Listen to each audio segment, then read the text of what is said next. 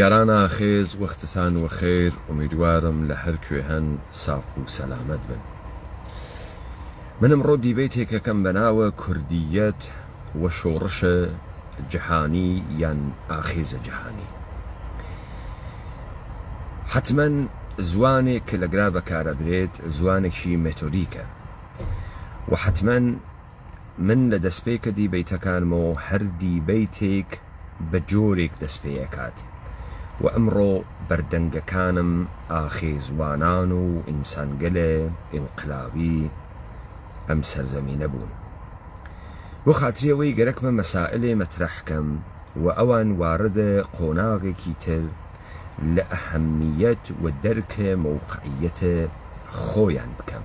تەبیعەتەن ئەم زوانە مەفاهیم و چمکەکانە، زوانە ئمڕۆژین و هاوچەرخبوونە، زوانە دنیایەکە کە ئێمە ئەی ناسین و تیا زندگی ئەکەین. هەر بۆیە بۆ خاتری ئەوەی کە دوژمنانە ئێمە لە دوور و بە ئەنگ و بە بەرچەسپێک و کە گەرەکیانە ڕوبەڕوویە ئێمە بوونۆ نەتوانن زەهنیەتە یارانە ئاخێز منحرف بکەن، من بە واجبم زانی کە ئەم دیبەیتە بکەم. بزانن ڕۆژانە ڕابردوو لە کلاب هاوسە ئاغای عەبدوڵڵای موحتەدیان لە ژێرە ناوە دیدارێک لەگەڵ عەبدوڵڵای موحتەدی بانگ کردبوو. ئاغای عەبدوڵڵای موحتەدی هات وە قسەگەلە ساڵیان ڕابردووی دووبارە تکرار کردو. لەگرا داستانێک کە هەست ئێشێ لە چەند بۆعد و تەماشا بکرێ. بزانن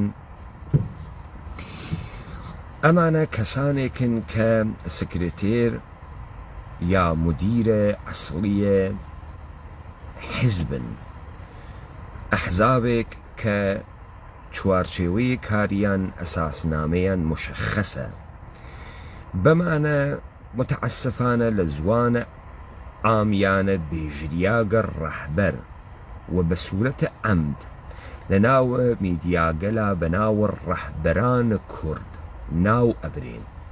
جا ئەمە هەم شامڵە ئاغای عەبدوڵڵای موحتەدیە، هەم شامڵە مەسعودە مڵا مستەفاس، هەم شاملە جەلالە شێخ حەسامددینە، هەم شاملە عەبدوڵڵاه ئۆجالانە، هەم شاملە ئاغای ئیبراهیمە عەلیزادە و ئەم کەسانە ڕێز و درشتەسە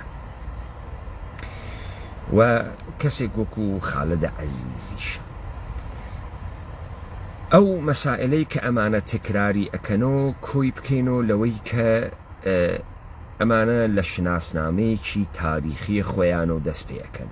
فەرازە ئەمانە هەر کامیان فەرقەکە. یەکێک ئەڕواتەوە بۆ داستانە ئەیلول، یەکێک ئەڕواتەوە بۆ ساڵە 1357 و 58، یعنی دوایە پارەدایم شیفتە 57 و فەزایە خەلەئە سیاسیە کە ئیجاد ئەکرێ و خەلەئە قودرەتێک کە ئیجاد ئەکرێ. بۆ ئێوە جالبە ئیشی خەلەئە قودرەت 22 بەهمەنە 57 بخولقێنێ. خەلەئە قودرەتە سیاسی، کڵاپسکردنە قودرەتە سیاسی، فروپاشیە قودرەتە سیاسی ئیشێ 57 بخولقێنێت.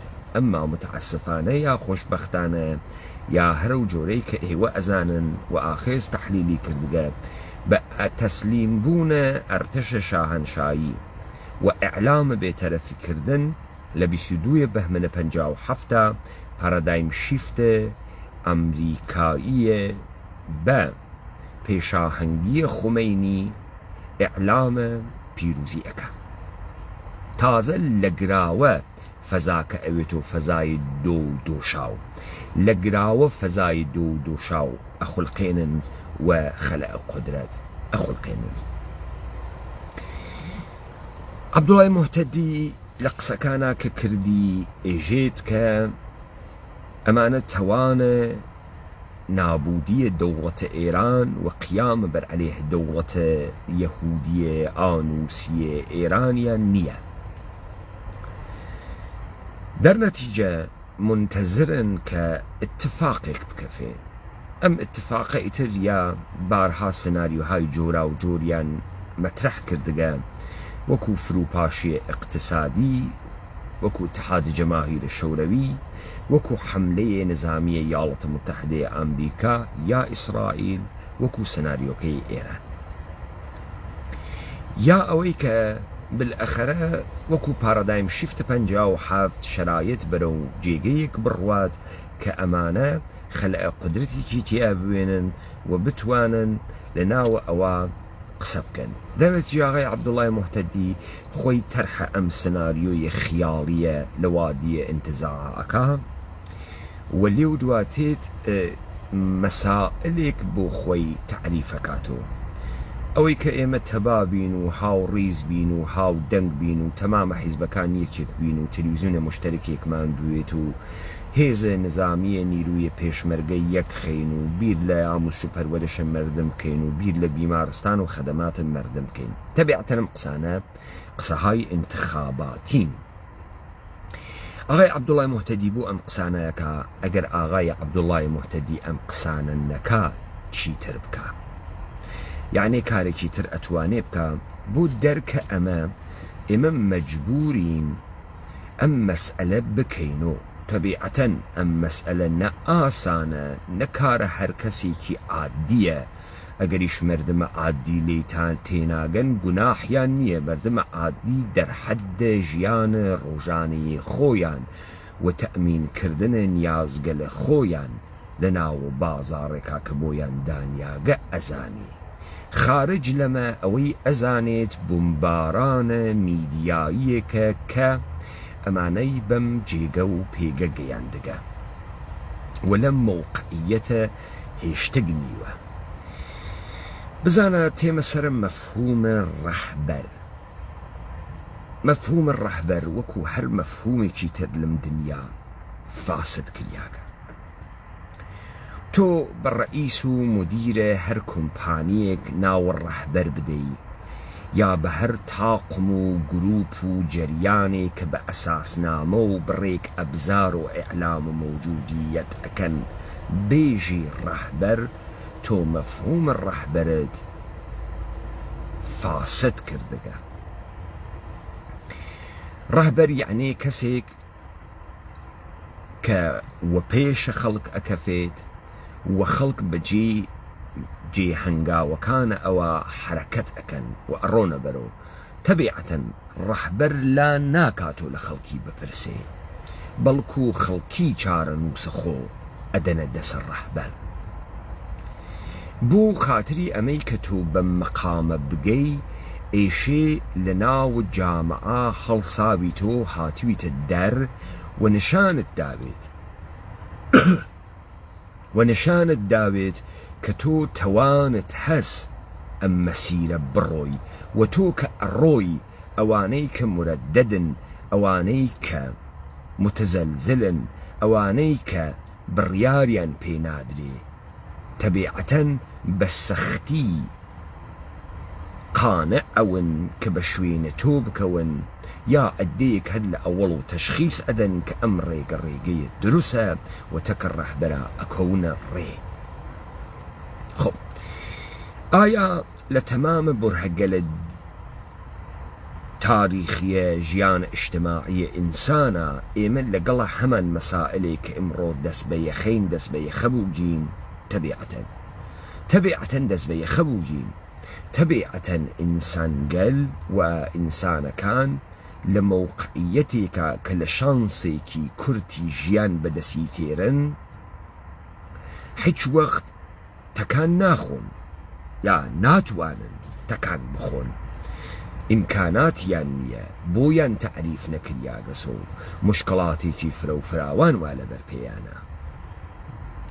بۆیە تۆ لەم سەدحا ئەکەویتە ناوە فتیشیزمە علمی، ئەکەویتە ناوە مدگەرایی، ئەکەویتە ناوە متفەکرینێک لە حەوزەیە تەفەکرە ئوروپایی کە تەمامە تەلاشیان چۆنیتیە ئەمیقترکردنەوە قوڵترکردنەوەی ساختارگەلە مەوجودە و گویا خەریکن بە لەتایف الحیل و فۆرمۆڵ سازی تەداوم ئەم ساختارگەلە ئەوەنە بەرەو.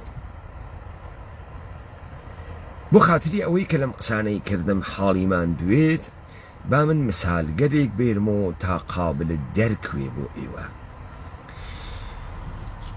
ساڵە 1848 من دووبارە ئەڕۆمەوە سەرە کارل مارکس. بەم مەعنا نییە کە ئاخێزە کوردەوارە سەربەخۆ ئەندێشەکانم مارکسی پێپەسەندە و پەیوانیە کە مارکس کەم و کورتی تێدایە لە خوێندنەوەکەیە، بەڵکو مارکس لە زەمان و مەکانە خۆی ئەخوێنێت و پێی وایە کە مارکس جددیترین جەریان و کەسێک بوو کە توانە تەفەکوری لە حەوزەی و دەستگرتنە دەسەڵاتە هەبوو و تەلاشی کرد کە دەسەڵات ڕەوەندە تاریخیەکەی لە ئوروپا بگۆڕێت.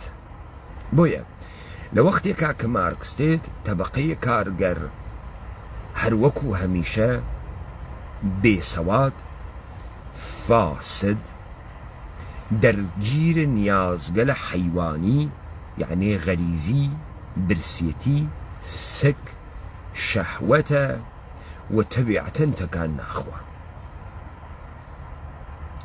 تا بەر لە ئەویش کەسانێکی تر بوون کە تەرحە ئەم معزەلاتیانە ئەکرد وەکو پرۆدۆن و باکوونین و وەکو فرە کەسانێکی تر، بەڵام ئەمانە ڕەخنەهای ئەخلاقیان لە سەرمایەداری ئەگرت. یعنی زاڵم خراوە کە زۆڵم بکات، جنایەتکار خراوە کە جنایەت بکات، خراوە کە تۆ فرە و نەفعە کرێکارەکەت نۆکەرەکەت کار نەکەی. مارکس هات ئەم ڕەوەندیە گۆڕا. مارکس نەک نەپاڕاوە، بەڵکو قەتعیەتێکی لە ڕەوایەتێک ئێرائەداوە وتی کە ئەم جۆرەوە پێشچوونە نابودیە تاریخیە سەرمایەداری دەرئەسەرە بحرانگەر و معزەلگەلێکە خۆی دروستی ئەکات تووشی ئەوێت و ئاماژەشی پێەکە. لەذا قەتعیەت ئەدا بە کەلامەکە. ئەمە یەک. دوو، ڕەوایەتێک بە کرێکاران ئەدات. سێ، ڕەوایەتێکی جیهانی ئەدات چون سەرمایەداری مەسئلەیەکی جەهانیە دەرنەتیجە تەبعاتە جەهانی ئەوێت. خۆ لەو سەروبەندا ئێشە سوال وا تەرح بکەی مارکس بۆ مەسئلەیە فەقرە نووسێ، مارکس بۆ گرۆندیسە ئەنووسێ، بۆ دەستنووسەکانە اقتصادی ئەنووسێ، مارکس بۆ لێو دووە مانیفێست ئەنووسێ و بۆ مارکس کاپیتاڵە 1 و 2 و 3 ئەنووسێ. جواب ئەمەسە. جەریانە ئینقلابی لە نەغدە وەزعیەتە مەوجود تێتە دەرەوە و مارکس ئەو توانەی هەست کە ئەم نەغدە بکات. یعنی مارکس ئەم تەلاشەکە ئەکات ئەزانێ ئەم مردمە خەسیاگە، ئەم مردمە لە سکوت و سکونا ماگە، ئەم مردمە لە ئینجماد تەبەقاتیان ماگە، تەکان ناخوا تەبیعەتەن. لذا بۆ خاتری ئەوەی تەکانی بدات ئیشێ ئەم مردمە بکاتە ساحێوە ڕەوایەت تا ئەحیانەن ئەم مردمە ئیلهام بەخشی بکرێن و ئەم مردمە بتوانێت لە ناو دڵیان نیر و گەلێ بێتە دەرەوە. هاوکاتە لەگەڵ ئەمە خۆی دەست ئەدات بە فەعالیەتە تەکە لیگەکان و تەکە جەریانگەلە مختلفاتە ئینتەرناسیۆناڵ دروست ئەکات. ئەم ساڵە ئاغای عەبدوڵڵاه موحتەدی ئەم ساڵە ئەمانەی کە ئێوە خەریکن ئەیانوێنن ئەو توانیانە نییە چون هیچ وەخت ڕەحبەر نەوگن. مەسەڵەن ئەمانە وەختی کۆمەڵەیەک دروست ئەکەن کە خۆی بە مارکسیست لێنینیست ئەزانێت وەزعیەتە مەوجود ئەحیانەن مارکس نەغدی کردەسەوە ئەحیانەن لەنین نەقدی کردگەسەوە و ئەوانە بە پشت بەستنە بە نەقدە ئەمان ئەحیانەن جەریانێ خەریکن دروست ئەکەن پس هیچ فەزڵێ شامڵە حاڵە خۆیان ناوێت پس هیچ ڕەهبەریەتێ بێجگە لە سازماندەهیکردن نەسیبیان ناوێت لذا ئەم قسە کاملەن دروستە سادقانەتەرین قسێک کە ئیکەن ئەمانە تەوان ڕۆخاندنە دەوڵەتە ئێرانیان بە ئەرتەشە ناتۆیش نییە نە بە 4-5 دانە پێشمەرگە و 100 دانە پێشمەرگەیە کاو لە ناوە ئوردوگاهیان بە ئەرتەشە ناتۆیش ئەمانە تەوان ڕۆخاندنە کۆرپۆرێشنە یەهودە ئێرانی عێراقی تورکی وە سووریان نییە بۆ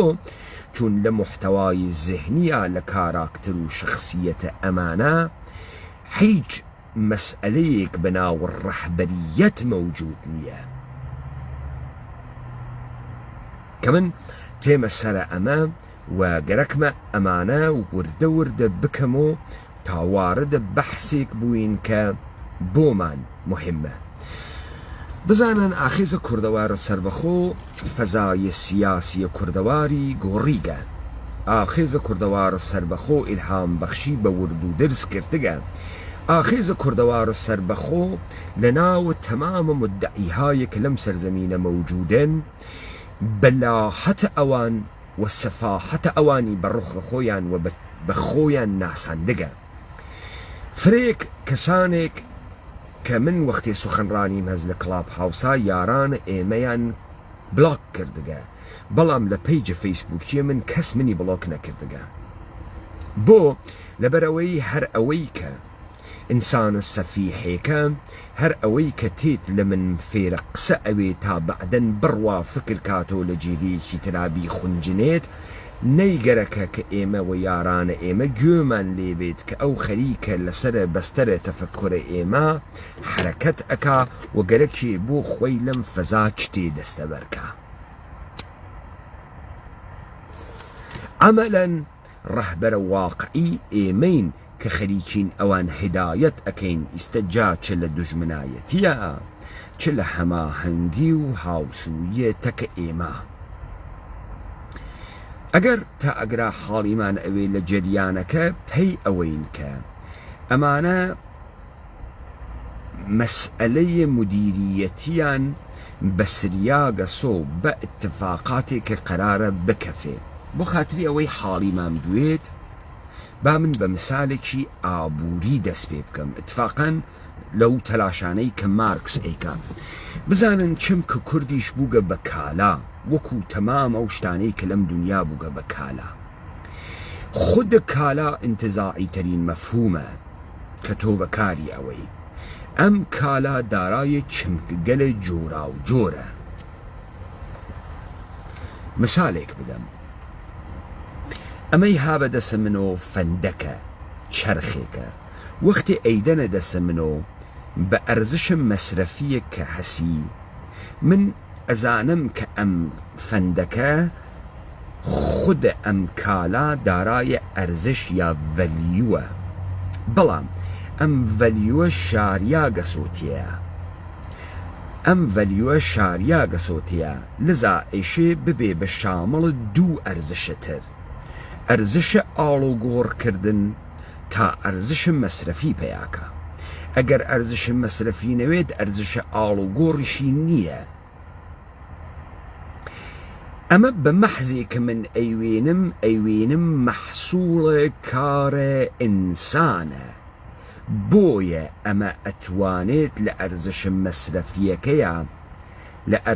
مەسرەفیەکەیە ئەرزشە مبادڵە بگرێ منزورم چییە لەمە بزانە هەر کالایەک کە ئەرزشە مەسرەفی بوێت دارایە ئەرزشە مبادڵە نییە مەسەلەن ئاو مەسەلەن هەوا ئەمە دارای ئەرزشە مبادلە نییە بەڵام ئاوێک کە تۆ تێریتی لە کانیاوێکە ئەیگری بەستەبەندی ئەەکەی دەستکاری ئەیکەیتە ناوە قوتوو کارخانەی ئاوی بۆ دائەنێ ئەم ئاوە ئەگۆڕێت ماهیەتی ئەگۆڕێت خۆ ئەم فەندەکە حتا من نەیوەمە بازار نازانم ئەرزشە مبادڵەیەکەی چه ئەرزشێک بۆ ئەمە دانێت، چه قیمەتێک، چه قیمەتێک، 1 پێنس یا 2000 دۆلار نازانم، بەڵام یەک شت ئەزانم کە ئەم کالا دارایە ئەرزشە مبادڵە هەست، ئەرزشی هەست، هەم ئەرزشی هەست تا ئەرزشە مبادڵە پێیاکە. مەفهومە کورد لە حاڵەتە تەبیعی دەرهاتگە. بۆ لە حاڵەتە تەبیعی دەرهاتگە کورد تەبدیل کریاگە بە قەومێک وا لە ناوە 4 کۆرپۆرێشنە بەناوە دەوڵەت ملەت و قەرارە بەشێک لە ملەتە ئەم کۆرپۆرێشنانەوێتە. دەرنەتیجە ئەم کوردە لە حاڵەتە تەبیعیت ئینسانیە خۆی خارج بووگە، فەرهەنگیە خۆی خارج بووگە و لە ناوە دڵە ئەمانە مەعنا پەیاەکان بووگە بە کالایەک کە دارای ئەرزشە. ئەمما ئەم ئەرزشە ڤالیو کاک کاردۆ، ڤالیو ئەرزش یعنی ڤالیو بەها. ئەخر ئێوە بەها هەم بە معنایە ئەرزشە ئەخلاقیش بەکاری ئەوەن، من منزورم ئەرزشە اقتصادی و ئابووریە. تۆ ئەزانی کورد کە ئێستا کریاگە بە قەوم، سەرزەمینیشی هەست، جوغرافیایشی هەست، مردمانێکیشی هەست. تۆ ئەزانی ئەرزشی لە ناوە ئەم مردمە مەوجودە کە پۆتانسیێڵێکی شۆڕشیشی واتیە.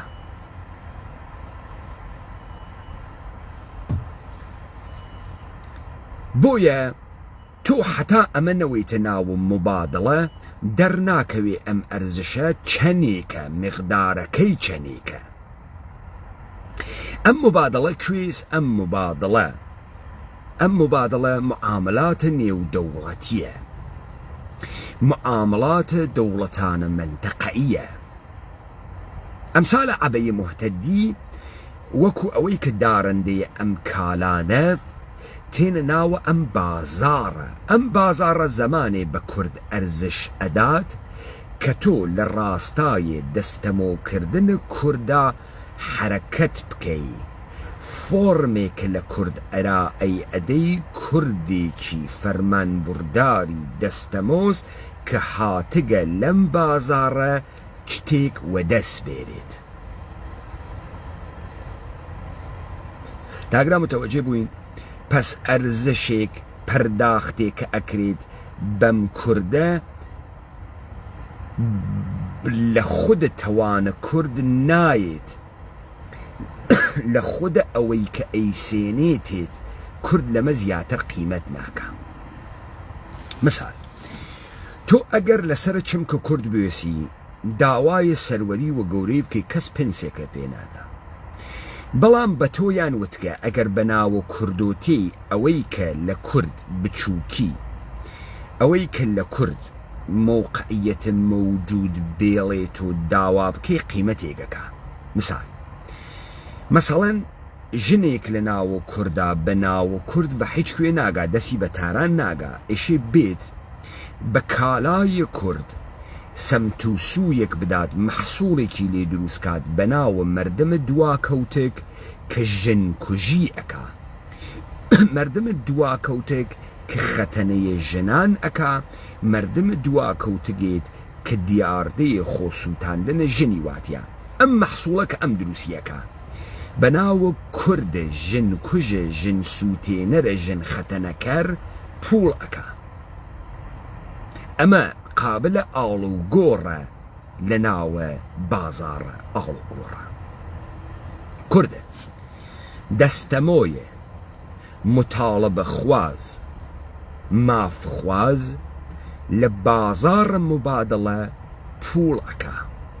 بۆیە عەبدوڵای موحتەدی جلال حسام الدين، مسعود مسافا، علي زادة، عبد الله أوجالان أيوننا وأم مبادلة لما زياتر ناكات بو چون ئەمانە هیچ کامیان ڕەحبەر نین کە کورد مەحسوڵە کارە خۆیان وێت. ئەمانە بە کورد مەحسوڵێک ئەدەن کە بازار گەرەکی وێت. کورد یعنی وەحشی، کورد یعنی دواکەوتک، کورد یعنی کویلە، کورد یعنی ژنکوژ، کورد یعنی فلان پیسان. ئەمە مەحسوڵێکە کە ئەمانە لە کوردیەدەن. پس کورد وان نییە چەکوشە ئەمان ئەخوا بە مەحسوڵە کارە ئەمان کورد ئەوێتۆ چی؟ ئەوێتۆ ژنکوژ، دواکەوتک. ئەمە مەحسوڵە کارە ئەمانە ڕاپۆرتە بۆ دروست ئەکەن، کەمینە بۆ دروست ئەکەن، کەسانێکە بۆ دروست ئەکەن تا لەم کوردە ئەرزشم مبادڵەیی دەربێت. کارە ئەمانە ئەمەسە تا لە بازارە بیفرۆشنەوە. بۆیە داوا ئەکەن لە ئێوە فرمێسک بڕژێنن کە زۆری نیشان بدەن. داوا ئەکەن لە ئێوە بێن فلان ئاکسیۆن لە ناوە خیابانە بکەن تا ئێمە ئەمە بووین و نەغدی بکەین.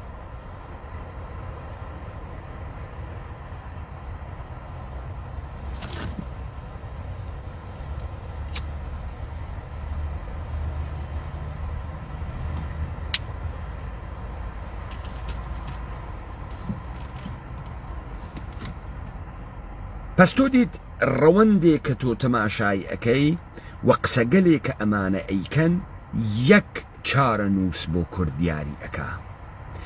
حتا ئەڕوا کورد ئێشێ بچووکتر خەسیاکتر، چون ئەمە تەنها کالایەکە کە لێ ئەسێنن. بزانن با مثالە ئەفغانیەکان بێرم. ئەفغانیەکان سێ ئیمپراتوریە بریتانیا، رووسیا، ئەمریکا شکست دەدەن. بەڵام پێگەیە کە بۆ ئەفغانیەکان تعریف کریاگەسە لە بازارڕە مبادڵە مزوریە شەڕکەریە. ئێستا چ بۆ پاکستان وێ، چ بۆ ئێران وێ، چ بۆ سووریە وێ، چ بۆ ئوکراین وێ، چ بۆ رووسیە وێ، لە هەر کوێیەکە کە گەرەکیانە مزورە شەڕکەر بدۆزنەوە، جەمعیەتە ئەفغانستان بۆ هێزە مزورە شەڕکەری خاسەوە دەردەخوا. ئەم کالا لە ئەفغانستان ئەسنرێت وە قابلە سەندنە. هەروە تۆ ئەم هێزە پرۆکسیانەی تەحتەناوی یەکێتی و پارتی و کۆمەڵە و دموکرات و کەپەکەکە ئەیوێنیت، ئەم نەقشیانە بۆ دروستکریاگەسۆ کورد بچووککردن، کورد خراپکردن تا لە بازارە ڕوونەقی بێت و لە کناریا لە هەر کوێکە کە کاریان پێ بێت وەکو ئەیادی و هێزە مزورە چەکدار ئستفادەیان لێ بکەن. لەم بازارە هەر ئەمە بە کورد نەقدۆ ئەکرێتەوە. ئەم بازارە مبادڵە کوا لە دەسە ئەمانە ئەمە پێژن ئینحیسارە تاوتوێکردن، ئاڵوگۆڕکردن. ئینحیسارەکە لەکوێوە تێت؟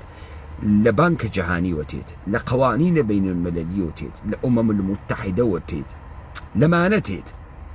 ئەم مبادڵە کالای کوردی تێبووەی کالای کورد ئێشێ مەحسوڵە کارە تۆوێت لە خەساندن. بۆی تۆ کاورا فیلمە بۆ دروست دەکات بە ناوچی کێسەڵەکانیش ئەفرن بەهمەنە قوبادی. کاتێک بۆ مەستیە ئەسپەکان باسە چی ئەکا؟ باسە کۆڵبەری ئەکا، باسە قاچاخ و مەسکردنە ئەسپەکانەکە، باسە دیاردەیە کەلیشک فرۆشی ئەکا، باسە ژیانە پڕ لە نەهامەت و کەسافەتە ئینسانە بێ هەمە چیزە هیچ و پوچە کوردەکە. و ئەمە بەناو و وەجهە ئەرزشمەندە کوردی ئەبرێتە بازار تا نەغدۆ بکرێتەوە. پس هەروە کە بریتانیاییەکان بریتانیایی بوون وەکو مەحسوڵە کارە خۆیان، بلەخەرەمانە بگرۆ بریتانیایی خوچاو و لوت و دەم و قاچ و قلە خۆیان دروستیان نەکردگە. ئەمەی کە وەختێ پەی ئەوەن ئاگاه ئەون و لە خۆیان بە خۆیان ئێژن بریتانیایی و ئێژن we have a British value ئێمە ئەرزشی بریتانیاییمان هەز وەکو پارلەمەنتاریزم، وەکو دموکراسی، وەکو تەبەقەی مۆنارش، وەکو کامن لۆ، ئەمانە ئەرزشهای بریتانیایین.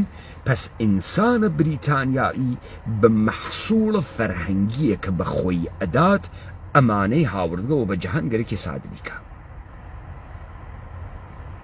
ئەمڕۆ بریتانیایی بوون یەک کالای مەرغوبێکە کە تێ لە بەرامبەرە توا ئەوێسێ قامکی درێژ ئەکات وەکو ئەڵماسێک خۆی ئەنوێنێت. ڕەونەقە بریتانیایی بوون بە کزۆڵی مەورد تەجاوز واقع بوون نییە، بەڵکە ڕەونەق بریتانیایی بە ئەرزشگەل و بەهاگەلێکە کە ئینسانە گەورە دروست ئەکا وەکو بریتانیایی. ئەمە تڕەهاتە مطلقەها، ئەمە شێوەی عەرزەکردن، پرمەوتکردنە خۆتە لە ناو بازاڕە تا لە ئەرزشە مەبادڵەیە بانتەرین ڤالیۆ پەیاکەی، قیمەت پەیاکەی،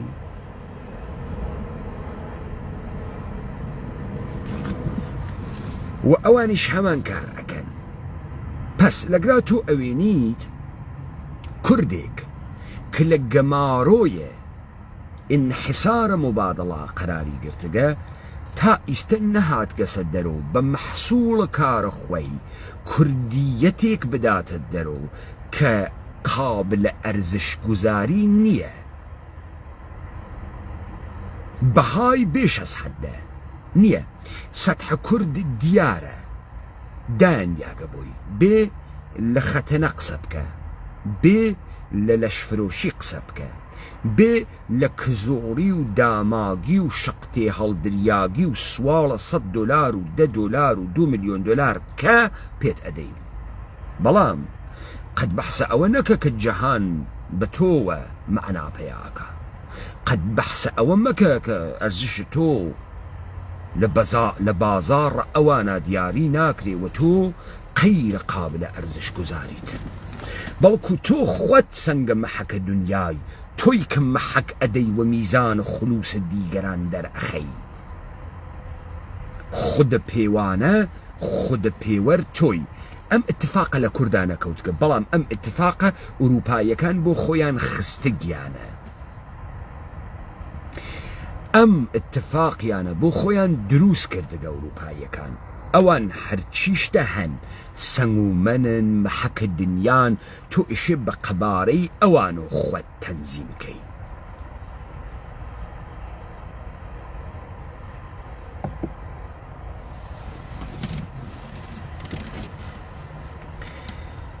ئەگەر تا ئەگرا تێگەیگین حاڵیمان بووگە چه اتفاقی کەوتگە ئیستە ئەزانیت ئاخێزە کوردەوارە سەربەخۆ لە سەرەتاوە کە هات ئەمانیە دا بەربەرد و جمێن و نەخدیکردنەوە وتی پێیان ئێوە ئەم کوردەی کە هاوردەکتانە مەحسوڵە خۆتان نییە، ئێوە دەڵاڵانێکن تا بازنەماییە کالا، چۆن خۆ جلوەکردنە کالا لە کووردا بە عنوانە سەخافەت، بچووکی، دواکەوتگی، قەتیسماگی، بێهونەری، نادانی،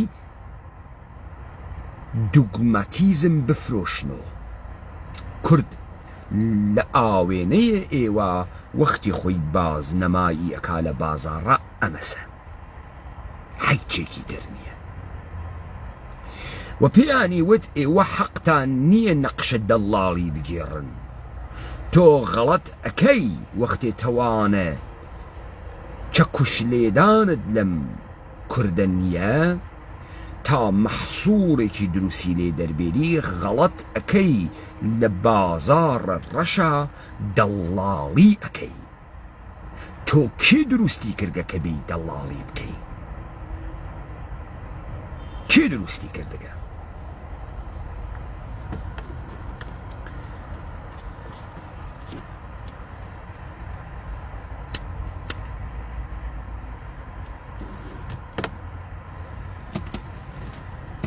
ئەگەر ئێوە متابعەیە مەحسوڵاتە جەهانە غەرب بکەن، جەهانە غەرب بۆ کۆنتڕۆڵکردنە ئینسانەکان مەحسوڵاتێکە داتە دەرەوە.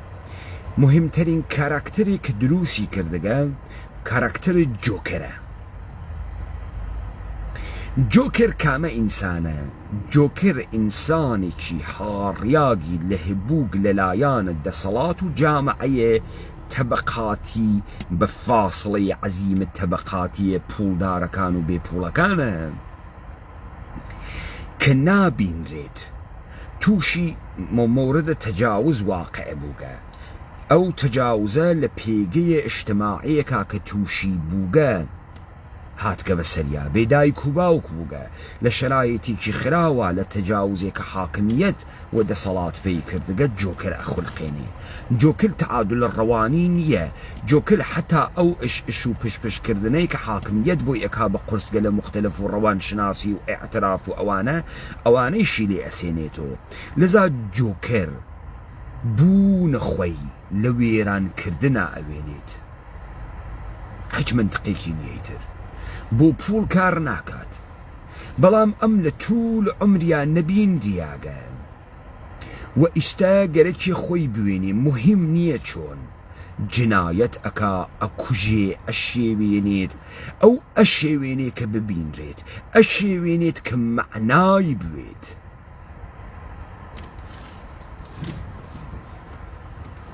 بۆیە جۆکر وەختی سێ نەفەرەکە لە ناوە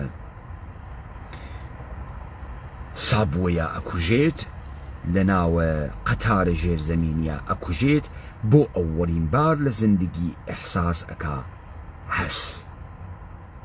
ئەمە مەسیرێکەوە دنیای سەرمایەداری و نەئۆلیبراڵیە غەربی بۆ ئینسانی تعریف کردەوە. دەرئیمتدادە کامە مەسیر دەرئیمتدادە ئەو مەسیرە و مارکس هات و وتی من کەشف جەدیدێکم کردەکە. کەشف جەدید من ئەمەسە لەم مەردمە هیچ و پوچەی بەناوە پرۆلۆتەر کە بورژوازی و سەرمایەداری بە شەق بە جنایات دەسی بردنە ناوە برسێتی، دەسی بردنە ناوە ئینقلابات، دەسی بردنە ناوە کۆچەندن، من لێیان مردمێکی بەمەبەست دروست ئەەکەم کە ئیتر لەم قۆناغە بێن و دەسەڵاتە خۆیان دەستەبەر بکەن.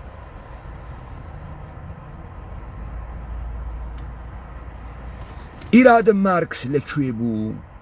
ئیرادە مارکس وا لە ئەمە مردمانێک کە بە درێژایی تاریخێک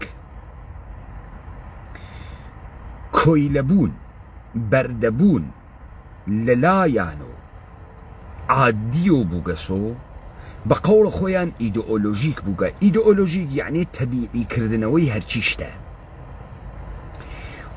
یعنی زاڵم زوڵمەکە کاورە هەر بۆ خۆی شیرینە ئەربابە.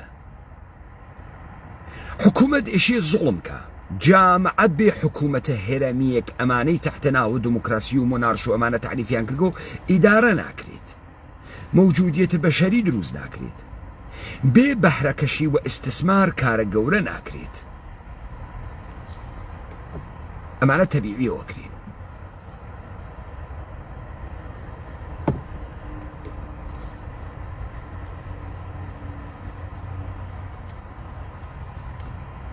دەرنەتیجە سابت بوو کە ئوروپاییەکان تەوانە ڕزگاریە ئەکسەریەتیان نییە.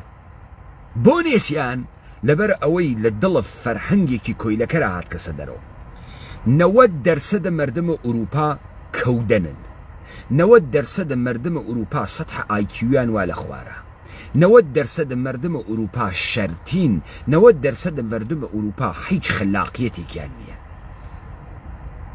90% مردمە ئوروپا زکاوەتە عەقلیان نییە. کارگە لە پیچیدەیەکیش کە ئەیکەن بە تەقسیمکردنە کارە پیچیدە بە کارە سادەست بۆی ئەتوانن بیکەن. بۆیە تۆ تەکە پەدیدەی فۆردیزمان ڕوبەڕوویت. تۆ مەسەڵەن ئەڕۆیتە کارخانەی مەرسدس بنز عیدەیەکی بچووک مخت تەڕاحی ئەم کارانەنە. ما بەقیە ئوروپاییەکان تەقسیم کریاگەن بەسەرە فیڵدگەرە مختلفە تەوریدی کە هەر کامیان کارێکی سادە ئەکات تا مەحسوڵە نەهایی بێتە دەرەوە. لذا أكثرية مردم أوروبا إنسان قلقي بسطح خوار آيكيو والا خوار أقل شرطي كرياق وكودنن بالشدة استثمار پذير بالشدة تابع استثمارن ام تصوير اشي لإنسان ايما بچيت درو بو ايما ام تصوير اوينين وحج كس لم جهانا نايوينيت بو دليل فرهنگي هس لقرا لبندي رعية الدحقان بهما چيز دروس كرياغا بلام لقرا چمك كرد بپیچواني چمك پرولوتر يك تايبتمندي هس كحج كسي كشفي نكردو تا ايما نويت للدنيا يك محصولي امانه كرديش توليد كرياغا او كرد كيس او كرد انسان قل السروريكن انسان قل السرور قوريكن بقامة انسانيان كالسيستم تلاش اكا بچوكيان كاتو نا تيحل درياغي كي نوكري رعيتي كاستبي هما چيز اكري بلكو هما چيز داركي سرور بفرهنگ سرورانه گمارو ادريت كبي هما چيزي هيچو پوچ بكري عامل انقلاب الجهاني امسا نبرولوتر عامل انقلاب الجهاني انسان قل السروريكن وفرهنگ السرورانيان هز والنظام السلطة تلاش اكاد بي هما چيزه هيچو پوچيان كات لجيرنا وسعادة قشتي لجيرنا والتوليد لجيرنا والرفاه كابرا خريك حي وحاضر اوينيت هرچيش تلم دنيا ليسن رياقسو بستي زمين نماغا امتيا آزاد وسروروي بستي جيغا نماغا امتيا خلاقية وترقية خوي نشان بداد لذا شورش آخيز كردوار سربخو شورش نيبو نابودي چون خريكي نابود اوينو برسيمان وحالمان خراوه شورش آخيز كردوار سربخو شورش كردان السروره وابو نواندن السروري خوب عنوان انسان لم درفت جيانه قيامك بو پیش چون بو گشانه ولا اوج ام پوتنسیل انسانی که گردون داگی بی که خدایی بنوینید که خلاقیت بنوینید اما ایک دنیا بی بتو بیجی ناتوانی و ناکی و ناویتو دانیشو مجوری و میشکینو اما گلکی بچوکت کاتو لقالب گوری خوتا جهان نوینید بت کجید چکولت کاتو قتیس کاتو لبروی جیگی دیگرانتر لبین نچید پس تفاوت آخیز والکویا كشف آخيز والكوي آخيز ايجيد نرسالة برولوتره نوكر زادي رعية زادي استبه هما چيز زادس چون او اصلا بوجود انساني خوي احترام قائل او اصلا لبوتنسياليكا كل كاباسيتيكا كل وجود جوهر انسانيا هس غافلة ونيشي قرك آقاه بيوتو اوي ام جهان اقورت نجو كرك آغاي امريكا بوتوي دروس اكا داني حارياقوا اترازيتو فقد ويران اكا اوي كأم انقلاب الجهان يبر عليه ام نزم كويل كرا بچوك كرا دروس اكات كردانا يعني كي يعني سرورانك كجلكو ميان لي أكريت بيان كان بنو كرو بكويلة وأماننا نرام أون ندستمو أون نأبن بكويلة نتشوك دا عدن لذا بچه تعاريفي بتو حملة كان بتعاريف السيفيلايزد بون كاوراي نوكر زادي تخم نوكر بخوي لنوكرية خويا ايجيت متمدن ام تمدني شل لكويت يتدار لهيز استثماريك كلكالاي هواپیمای F-35 خوي درخا چون امانتواني گیانه بنوكركان و بعبدكان و ببردكانيان برج دروس بكن كالا دروس بكن وبأم كالا ايما مورد تهديد وتحير واقع بكن امان متمدن نخير امانه برخلاف السرشت انسانو برخلاف كباسيتي انسان بونو برخلاف او محبتو نعمتي لانسان بونو سرور بونا حسمان عمل اكن كل دنيا كويلة دروس بكن نك متمدنين ونكار قل قوريك كردقيانا نتيجة آزاديان بوغا نتيجة إنسان بودجيان بوغا بلكون نتيجة الشهوات عديك حاكميان بوغا كلما ما بقية كويليانا بهركشيان كردقا كأميانا خلقان دقا پس ام شورش جهانية كي ايكا ام شورش جهانية كردان ايكن كساني كتجربة سروريان هس كساني كبو انسانية خويان ارزشو بهاي بنهاية قائلا وبتشوكو ناكرينو غير قابل بتشوك كردنوان اما اتواني كاورا ليالات المتحدة امريكا شويت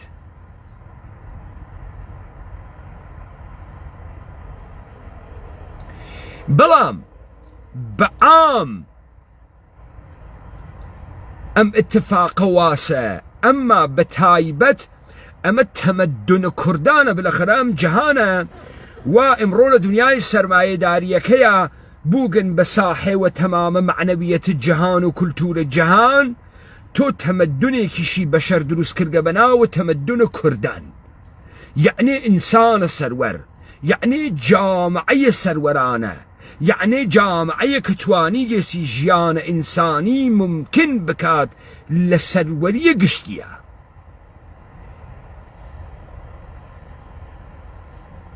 ام تمدن اتوانيت تمدن كويل كره پلا مار دره بشريت نابود كر لبين بوات ام كولكتيف اتواني لبيني بوات وهر ام كولكتيف اتواني ما بقي بيريد ديبو امثال عبي مهتدي او توانيانا نبو چون حجيك نولنا الروجا وريشا دلال ام بازار مبادلة بون اي اما كين اما سرورانكين كتوان هونين ويا ام كارمانه هس وتوان گزارشدان لوجود سروراني خومان هس امثال آقای عبدالله مهتدی بخو بوجود کارمند نوکر زادن فریان بکردونیه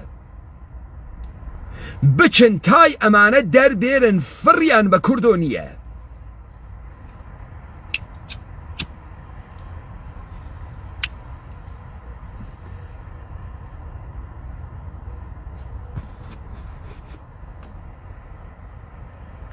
هربويا ام نظام السلطة بشدة لكردان اترسي امن بازار نظام السلطة من قبوله نا ارزش تاوتوي كردن نظام السلطة من بو مهمة اما شورش ايمس ولا جهانا كرديت بو بها اقيانيت ولا امريكاي لاتينا خلق ببرابي برو سرزمين كردوار بقاتا لجمع كرداناوي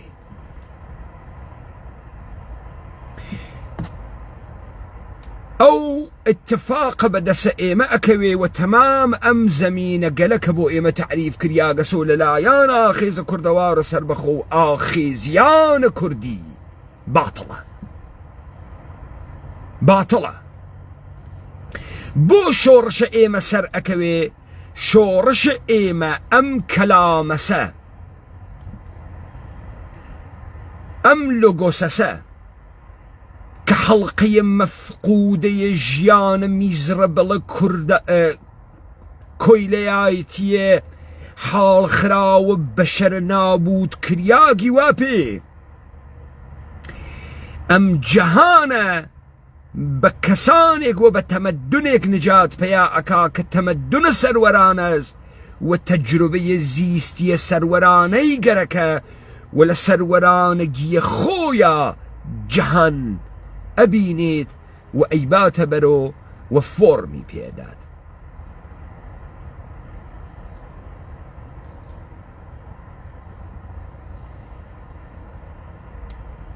پس وەختێک ئێمە خەریکین قسە ئەکەین و ئێژین شۆڕشە و ئاخێزە کوردان ئاخێزە جەهانیە ئەم مەسئولیەت و ڕساڵەتە جەهان بە ئێمەی داگە تەبیعەت بە ئێمەی داگە لەو ڕۆژە کە بووین بە کورد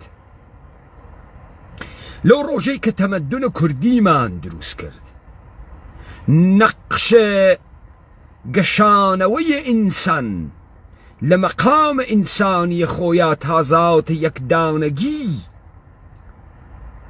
بۆ ئینسانە کوردی و تەمەدونە کوردان بەرجەستە کریاگەسۆ ئێمە تەوانمان بوو بەمە بگەین و هەر ئێمەین کە ئەم تەداومە ئەدەین و تا ئینسانە کوردی ما بێت نظامە سوڵتەیە جەهانی ناحەسێتەوە ئێمە تەمامیەتە سەروەرانێکین کە بچووک ئەکرێینۆ ئێمە تەمامیەتە سەروەریە جەهانین کە بچووک ئەکرێینۆ و ئینسانین کە بچووک ئەکرێینۆ هەر بۆیە ئێمە لەگەڵ تەمامیەتە ئەوانەی کە وامان پێیەکەن دەرەکەفین کە نظامە سوڵتەس